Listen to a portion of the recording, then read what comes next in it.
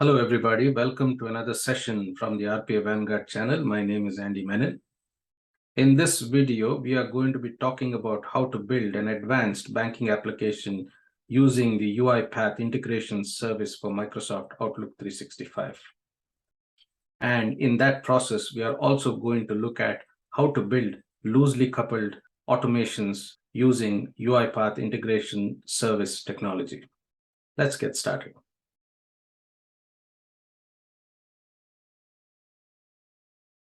Several months ago, I had published a couple of videos that demonstrated how to use the integration service with Microsoft Outlook 365. In the first video that I am highlighting here, we covered the basics of setting up a basic integration service pipeline that triggered automations via Microsoft Outlook 365. And then in the second video, we enhanced the basic pipeline considerably to build an online banking application that was triggered by the Microsoft Outlook 365 integration service trigger. And in this video, we dive very deeply into building this application, talking about the little details and also the justifications for building such an application. That said, I would recommend my audience to watch both these videos because if you haven't watched these, then the discussions covered in this session are not going to make a lot of sense. And therefore, I am strongly recommending that you watch these two videos, especially the second one, because I will not be going back into the discussions that we already covered in this video. In fact, what I'll be doing in this session is I'm going to take the application that we built here as part of the part 2 discussion, and I'm going to considerably enhance it. And during the enhancement process, you will see an alternate design pattern in which we are going to be building loosely coupled applications using UiPath Integration Service.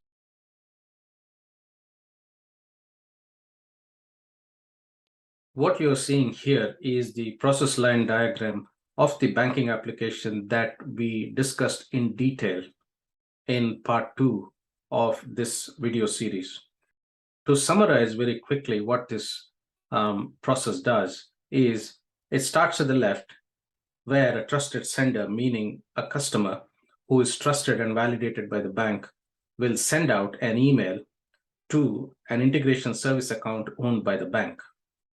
The integration service account is monitored by a UiPath integration service connection. And once that email from the trusted sender is received, the integration service connection passes that email to the trigger. And the trigger passes the information that's been received from the Outlook 365 integration service account and triggers a banking automation. And once the banking automation has performed its business function, and the business function might end in success or failure, regardless of the end result, the banking application will communicate the response back to the trusted sender over the same integration service connection from where it received the input, right? And the messaging track can be followed over the solid green lines that you see in this line diagram. Process works well. There is nothing wrong with it. And it has worked effectively for the several months that I have designed and tested it.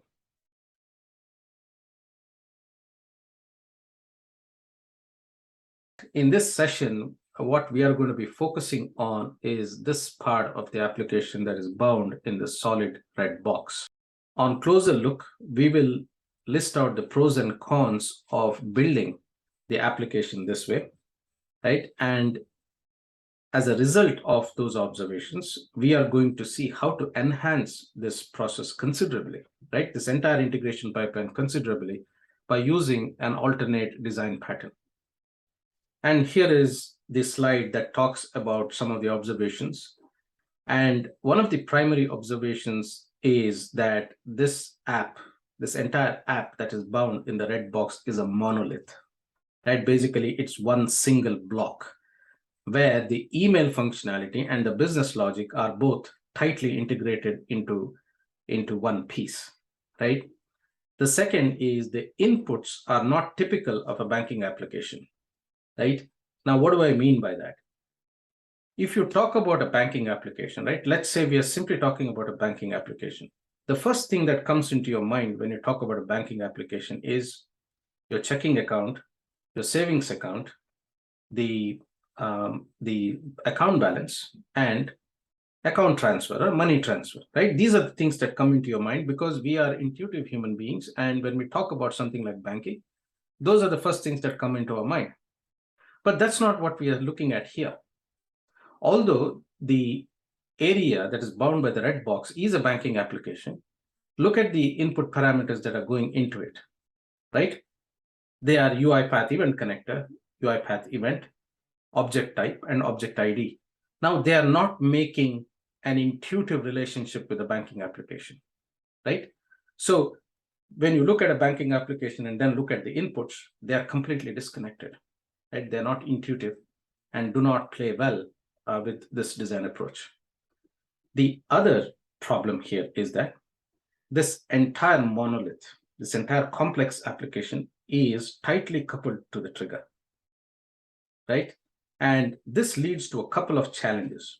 The first challenge is you're going to have problems when you are going to add new services to your banking application, right?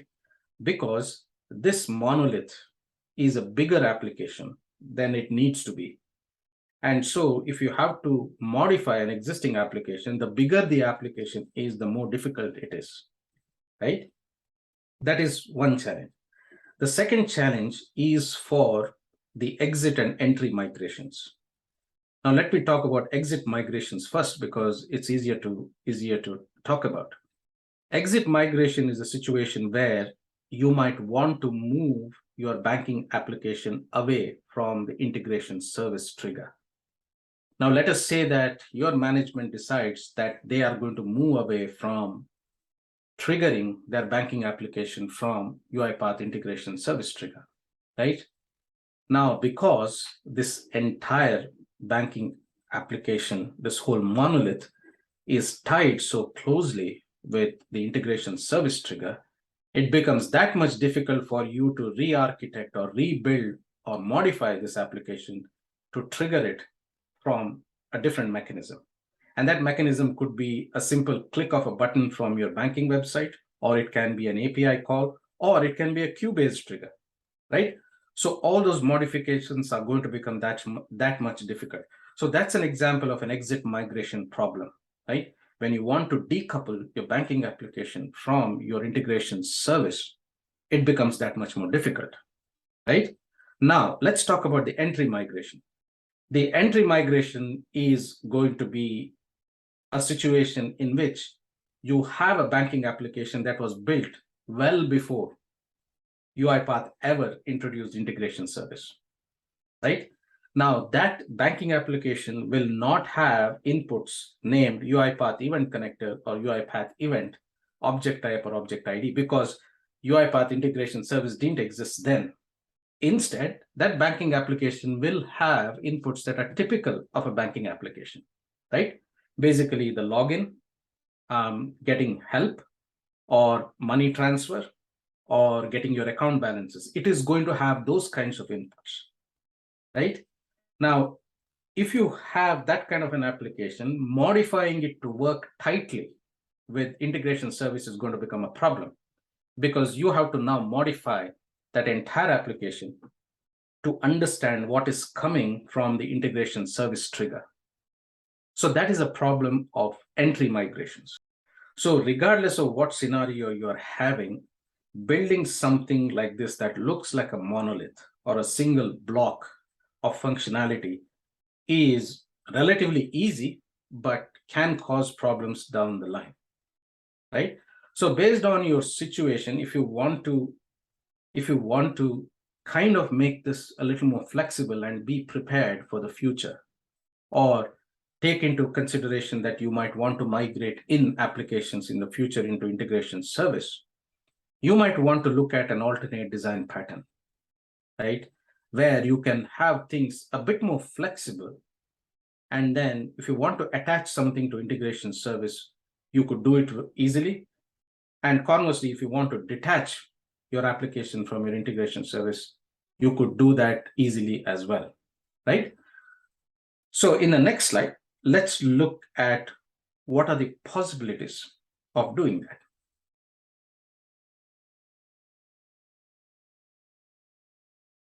So this is the high-level overview of the new advanced UiBank application, right? You see that it has got two parts. One is the process logic part, and one is the business logic part. And both of these parts are bound in their own boxes here, as shown by the dotted lines. And then the process logic is loosely coupled to business logic, right? Now, loosely coupling means tomorrow you can either attach an application to the process logic, or you can detach an application from the process logic, right? So here on the left is our integration service trigger as we see, as we saw before, right? And it has its input parameters that it is passing on to the applications it is triggering, right? So in this little box here on the left, there is an application that is named UiBank Service Router, right? Now, this UiBank Service Router is like a bank teller, right? You go to a bank, you go to a counter, there's a teller, a human who's sitting there, and then you request the services that you want from this bank teller, right? It might be you want to withdraw money, or you want to deposit money, or you might want to know what your bank balance is, right? Your account balances are. Now, that teller understands your verbal instructions. She simply does not, just by your name, she will not simply, he or she will not simply render the service, right? You have to show some identification, and then you have to validate yourself as a trusted customer, right? Once she understands that you are a trusted customer and understands your request, that's the protocol, what she does is she logs on to her banking application, and then she performs that business function that you are requesting the service for, right? And this side of it, that the banking application that she is interfacing with, is largely the business logic, right? And that is your banking application. Which brings us to the concept of the UiBank multi-service application, right? So far, or most often than not, you might have built UiPath automations with a single entry point. And that entry point is largely the main.xaml, right? But what you're going to see in this session here is an example of a multi-entry automation, right? And each entry point is a different service, right? And it has the main service, which is the general information service.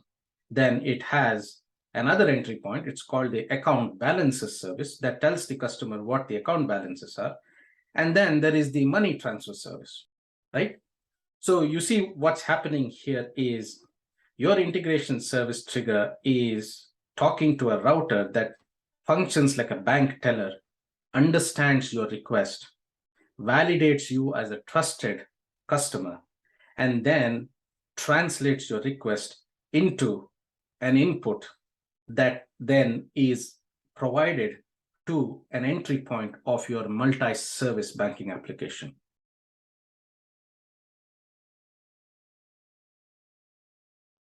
So this brings us to the enhanced line diagram of the process that we saw earlier at the beginning of this video, right? Almost everything here remains the same, except a few things. The first thing that you see different are the routing lines, right? You have the inbound and return that are the same as usual. Anything in blue lines is inbound. Anything in solid green is a return from your banking application back to the trusted sender. Then there is a third category of routing, and that is seen here as dotted orange lines.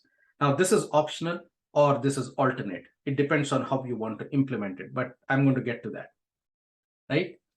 So this is the first difference. The second difference that you're seeing here is on the right side of this application diagram here. The integration service trigger does not directly call your banking application. It does not, because now what we have done is we have separated out the process logic or the email logic from the business logic. So the integration service instead calls the UiBank service router application, which is like your bank teller, right? And then it passes these instructions or these parameters that you see, the event connector, event, object type, and object ID, to the service router. Now, what the service router does is it understands the instructions received, the protocol that's received. It validates whether the instructions are being requested by a valid sender or a trusted sender. And if that is true, based on the service, the nature of the service requested, the service router will call the banking application, right? Or rather, it calls out to a different service of that banking application based on the kind of service requested, right? For example, if there is a service request from the trusted sender asking for the general help information, right? How do I use your online banking application? Then the UiBank service router understands that and then calls out to the main entry point of your banking application. Alternately, if the customer knows how to use the application and sends out a service request over email asking for account balances, then the service router calls out to the account balances service entry point. Similarly, it will call the money transfer service entry point if the customer has requested for balance transfer from one account to another, right? And here you can see some of the pros of building your applications this way. First, your integration service has no knowledge of the banking application.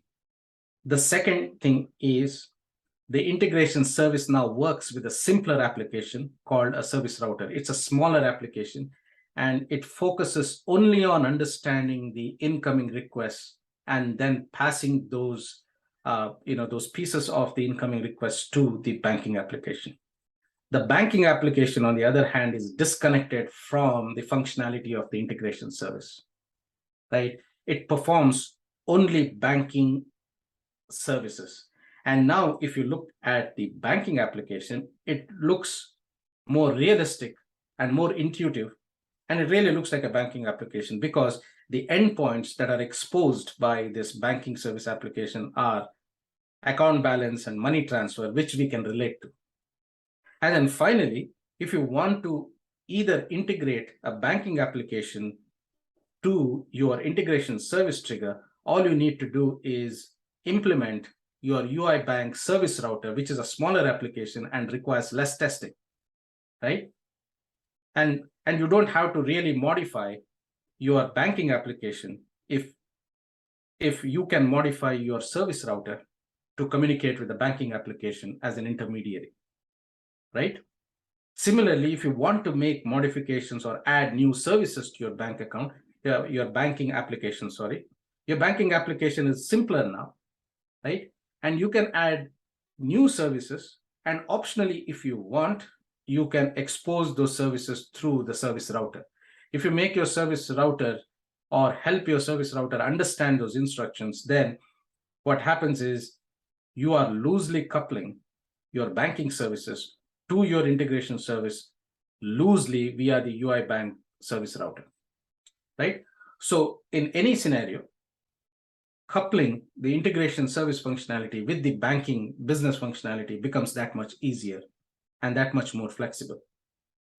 Now comes the last part of this line diagram, and that is the optional or alternate message routing.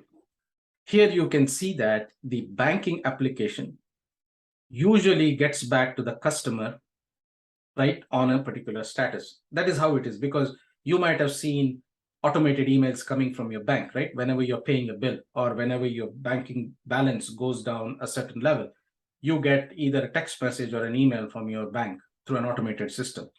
So your banking application will have access to your integration service account. Alternately, your bank teller can also send you emails, right? Let us say that you go to the bank, you're asking for a service, but that service cannot be readily given to you at that point, right? So the bank teller tells you, you know what, I have your email address, and once I inquire more about it, I'm going to send you an email, right? And then you say, okay, you can send me an email, and then you leave the bank. You are now talking about a shared domain of functionality, right? Your bank can get back to you over the same integration service connection, and alternately and optionally, your bank's service router or your bank's teller can also send you an email over that same integration service connection back to you as the customer, right? This is something that you have to take note of. And the reason this is optional is it depends on how you want to build your integration service pipeline, right? In this case, I like to have the service router communicate back to the trusted sender saying, hey, your message has been received and we are looking into it, right? And at the same time, it can take that integration service connection and pass it into the banking application so that the banking application can also communicate back to the customer over the same integration service connection, right? So we'll take a look at that when we walk through these two applications. So now that you have seen how the new design looks, we will be covering a couple of automations, right? And the first automation we will be taking a look at is this multi-service banking application. And it is the same as the UI Bank web application that you saw in the part 2 video, but it is going to have many more services. So we'll understand the services first, and then we will step back down here and then look at how the UI Bank service router application has been built and how simple it has become as a result of this loosely coupled design.